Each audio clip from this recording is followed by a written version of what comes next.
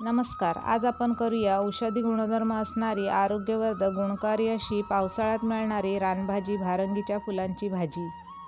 भारंगीची झुडपे डोंगराळ भागात आढळतात आणि पावसाळ्याच्या अखेरीस ही भारंगीची फुले आणि फळे येतात.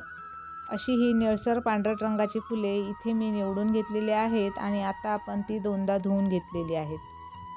चला तर मग आता आपण या फुलांची भाजी कशी करतात ते पाहूया. मध्यम गॅसवर कढई ठेवून त्यामध्ये आता मी थोडेसे तेल टाकत आहे.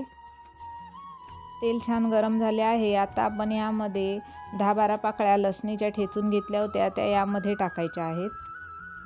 त्याचबरोबर या भाजीत मी हिरव्या मिरचीचा वापर करणार आहे. तर 2 तिखट अशी हिरवी मिरची मी मधोमध चिरून अशी घेतलेली आहे. ती आता आपण यामध्ये टाकूया. लसूण आणि मिरची तेलात छान परतून घेतल्यानंतर आता आपण यामध्ये एक मोठा कांदा बारीक चिरून घेतलेला होता तो यामध्ये टाकूया. कांदा, लसूण आणि मिरची तेलामध्ये व्यवस्थित छान परतून घ्यायचे आहे. आता आपण यामध्ये पाव चमचा हळद टाकूया. त्याचबरोबर या भाजीमध्ये मी मुगाची डाळ वापरणार आहे. तर आपल्या भारंगीची फुलं थोडीशीच आहेत तर त्याच्या प्रमाणात मी इथे पाव वाटी मुगाची डाळ धुवून घेतलेली आहे ती आता आपण यामध्ये टाकूया. मुगाची डाळ टाकल्यानंतर आपल्याला सर्व एकत्र छान साहित्य हे मिसळून परतून घ्यायचं आहे. मुगाची डाळ टाकल्यानंतर आता आपण यामध्ये पाव वाटी पाणी टाकूया. डाळ शिजेल एवढंच आपल्याला यामध्ये पाणी टाकायचं आहे. पाणी टाकल्यानंतर पुन्हा हे सर्व एकत्र छान मिसळून घ्यायचं आहे आणि 5 मिनिटासाठी आपण झाकण लावून मंद गॅसवर ठेवूया. 5 मिनिटानंतर इथे तुम्ही पाहू शकता यातील पाणी जवळजवळ आटलेलं आहे आणि आपली ही मुगाची डाळ जवळजवळ 90% शिजलेली आहे. आता आपण या स्टेजला इथे भारंगीची फुले बारीक चिरून घेतलेली आहेत ती यामध्ये टाकूया. अगदी मोजक्याच साहित्यात ही मी भाजी केली आहे. चवीला तर खूपच छान झाली होती.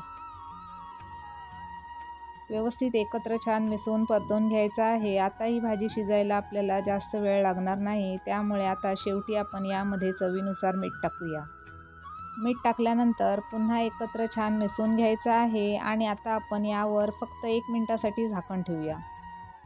1 मिनिटानंतर इथे तुम्ही पाहू शकता आपली ही भारंगीच्या फुलांची भाजी खाण्यासाठी तयार झालेली आहे. तर आता आपण यामध्ये थोडेसे खवलेले ओले खोबरे मी यामध्ये टाकणार आहे. या ओल्या खोबऱ्यामुळे या भाजीचा आपल्याला थोडासा तुरटपणा आणि कडूपणा खाताना जाणवणार नाही.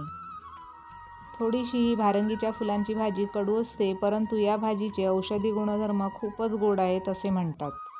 अशा पद्धतीने इथे ही भारंगीच्या फुलांची भाजी खाण्यासाठी तयार झालेली आहे. ती चपातीबरोबर, भाकरीबरोबर, भाताबरोबरही तुम्ही खाऊ शकता. अशी ही औषधी गुणधर्मयुक्त रानभाजी भारंगीच्या फुलांची भाजीची रेसिपी आवडली असल्यास व्हिडिओला लाईक, शेअर आणि सबस्क्राईब करा. थँक्यू. धन्यवाद.